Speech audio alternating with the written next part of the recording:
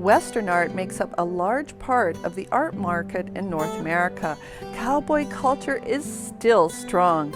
In this episode, we are visiting Western artist Gordon Manson, his horses, and how they relate to his art.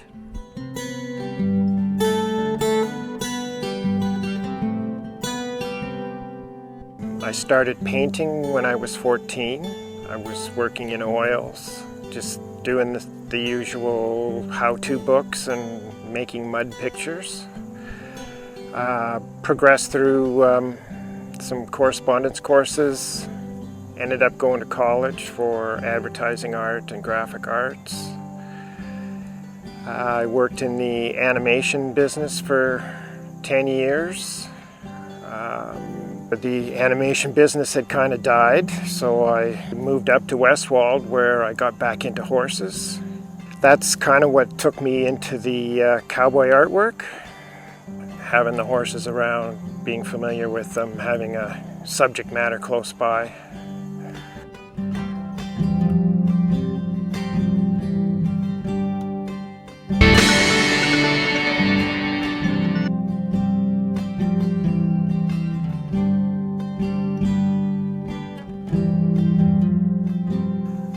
I've always believed that it was something inside of me, a passion or a drive that I had to produce artwork.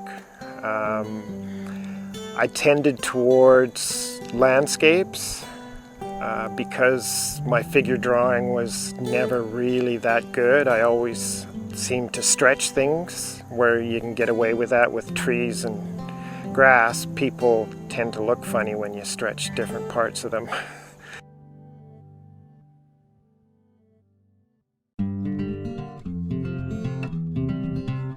As I got my own horses and had them out the window every day, I think the passion for my art and the passion for the horses kind of came together, and I started drawing, and I found that there was enough drive to get the horses in the right proportion and work with that way, so that it's the two of them came together, and I've kind of focused on the cowboy artwork, the cowboy way of life, ranch work, and that sort of thing.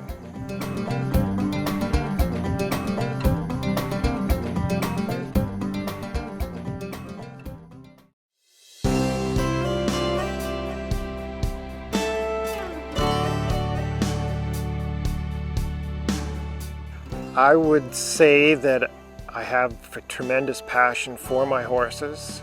I'm continually trying to improve not only my skills with them, but my relationship with the horses. I have tremendous passion for my artwork.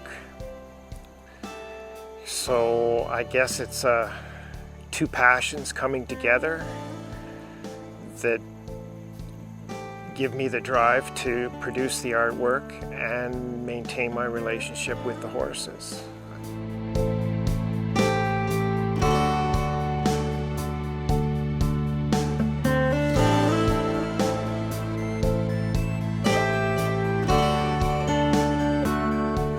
Horses, if you know what to look for, are extremely expressive. They will tell you how they feel anytime, and you just have to know how to read it. It's how they position their ears, how wide they hold their eyes, if they're flaring their nostrils, even swishing their tails. Most people think they're just swatting flies, but there's a way of swatting flies, and there's a way of switching it when they're really ticked. Okay, there's your model. Okay, all right.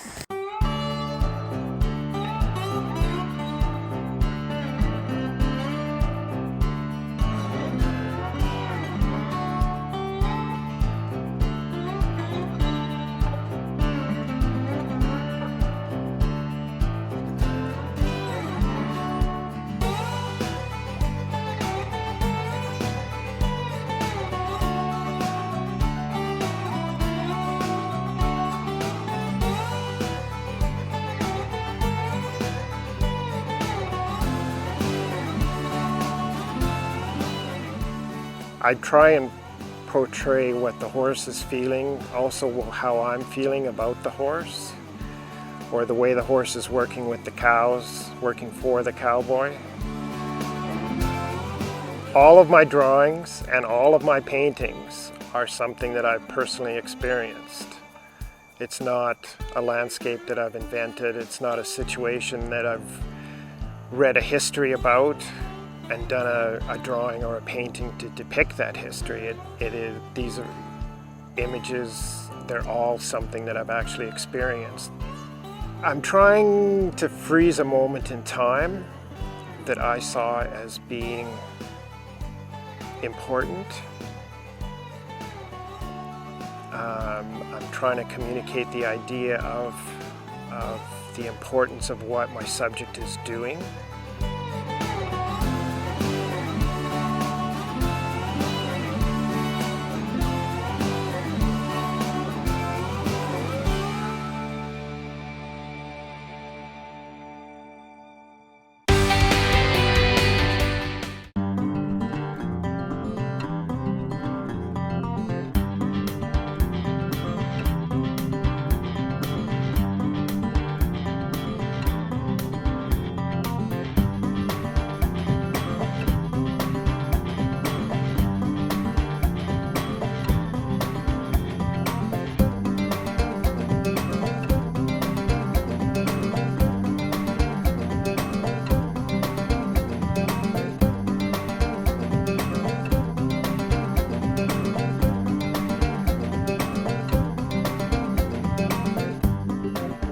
I like the acrylic painting, but I also like the approach that I take to the pencil drawings, where I totally leave the background out so that the viewer can relate in their own way. They can put it into their own environment, so it means more to them.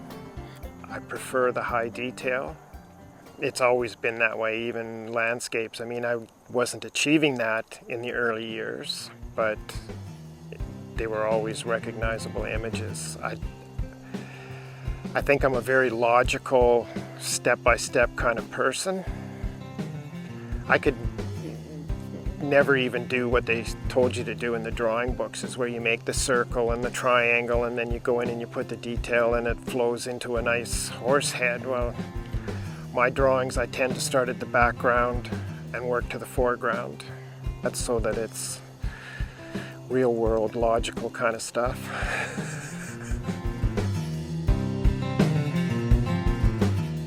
When working in a realist style, a photographic reference can really help the artist see the details. I work from photographs to get the detail I do, so I take hundreds of photographs. Composition starts in the camera, but it carries on to breaking it down and actually getting the painting ready to go, or deciding on which image to use in the drawing. Sometimes it's two images, combining them.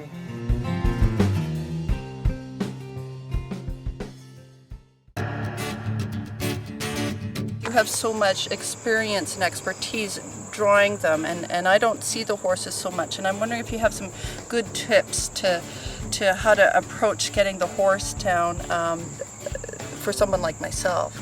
Basic shapes. The chest, where most of their weight is, and the Yes. front end is kind of egg-shaped. Okay. Then there's a circle for the rump. Yes. And then the back leg comes off the rump down to a point, changes direction towards the front. Yes. And then the fetlock and the hoof actually change direction again.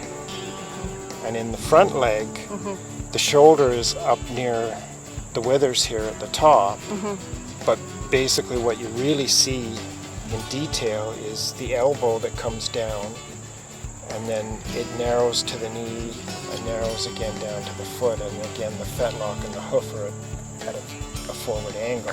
How long is the head in proportion to the neck? I would say that the head, I've never actually measured it, but the head is about 2.5 lengths. Okay. Like from the ears to Yes. the nose, Right. it goes 2.5 times to the wither. Oh, okay. See, that's really helpful to me because, you know, as a, it would take me a long time to figure that out. And the neck is really a long arc. whereas the spine actually comes here and then it drops down through the bottom of the neck and connects to the head up here.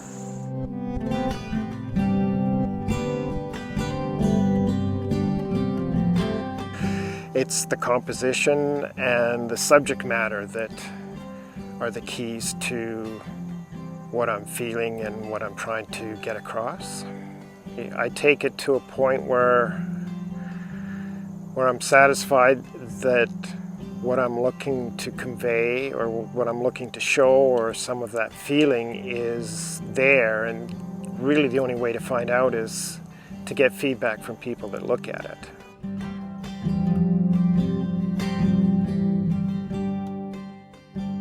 I'm not sure what feelings I'm trying to get across, but I know there's a lot of feelings that come up when I'm working on a piece, and some of that has to get through. Very often it's up to the viewer to bring their emotions or allow their emotions to be affected by the artwork.